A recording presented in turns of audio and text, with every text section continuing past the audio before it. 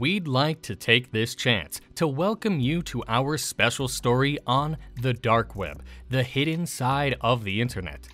In this episode, we will explore the mysterious and often confused world of the dark web. We're going to learn about its past, what makes it unique, and some of the things that go on in its dark depths. Join us as we look into this strange part of the internet and try to figure out what it is all about.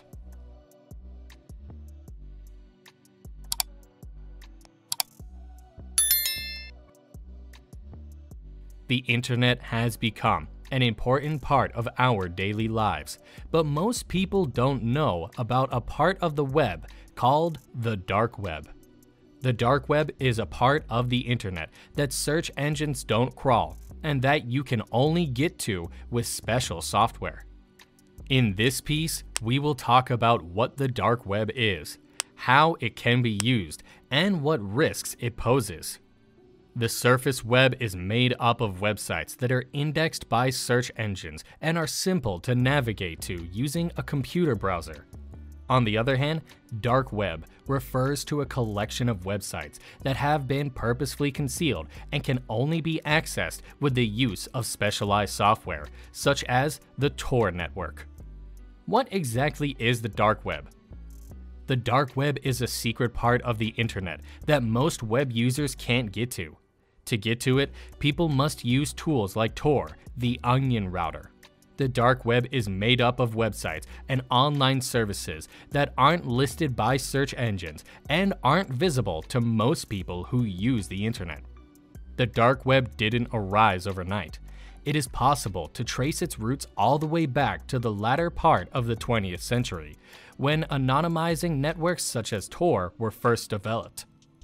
Tor was initially developed by the United States Naval Research Laboratory with the intention of safeguarding communications with the government. However, it quickly became a tool for people all around the world who are concerned about their privacy. The dark web has seen development and expansion throughout the course of time, resulting in the appearance of a variety of new marketplaces, forums, and communities. People are able to buy and sell products and services here, even some that may or may not be legal. Hidden markets on the dark web are home to a broad variety of illegal goods and services, including narcotics, fake identification cards, hacking tools, and stolen data, to name just a few examples. The dark web may be a shelter for people looking for anonymity, but it also offers substantial obstacles and is the subject of significant controversy. The proliferation of criminal operations, such as the selling of narcotics and weapons, the trafficking of humans, and the provision of hacking services, is one of the most significant causes for worry. The anonymity afforded by the dark web makes it difficult for law enforcement organizations to counteract these actions. As a result, they often face an uphill struggle in their efforts to do so. A further concern is the proliferation of false information, as well as the existence of terrorist organizations on the dark web. These sites may make it easier to coordinate illegal operations and spread toxic beliefs, which can both have potentially devastating consequences. Those who work in the shadows of the dark web and law enforcement agencies are engaged in a never-ending game of cat and mouse. So, is it against the law to use the dark web? To put it simply, no. It's not against the law to go to the dark web. In fact, some uses are fully legal and show the worth of the dark web. People can use the dark web to get 3 clear benefits: users' privacy, services and places that are almost impossible to find. Both users and companies should be able to do illegal things.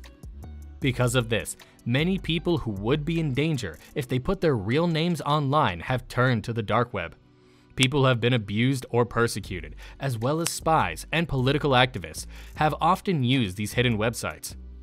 But of course, these perks can be easily given to people who want to break the law in other ways that are clearly wrong. From this point of view, the legality of the dark web depends on how you use it. You might not stay on the right side of the law for many important reasons that protect freedom. Some people may do things that are against the law to keep others safe. Let's take a closer look at the dark web browser and the websites themselves. the upside of things. There are some good applications that may be found on the dark web, despite the negative connotations associated with it. Those who wish to expose wrongdoing and violations of human rights, such as whistleblowers and journalists, might take use of the anonymity afforded by the dark web. It also enables those living under repressive regimes to freely connect with one another and have access to information, making it a potentially invaluable resource for these people. In addition, researchers in the field of cybersecurity frequently investigate the dark web in order to obtain information on newly discovered vulnerabilities and dangers. They can get insights into the methods and tools used by hackers and cybercriminals by monitoring illegal actions, which will eventually assist to improve internet security for everyone. Our comprehension of the internet and its repercussions is being tested by the existence of the dark web, which continues to be an intricate and ever-changing landscape.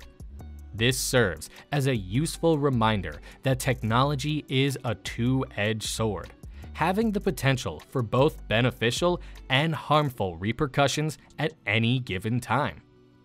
As we move through this digital era, it is essential that we strike a balance between the necessity for law enforcement to safeguard society and the right of individuals to have their privacy protected.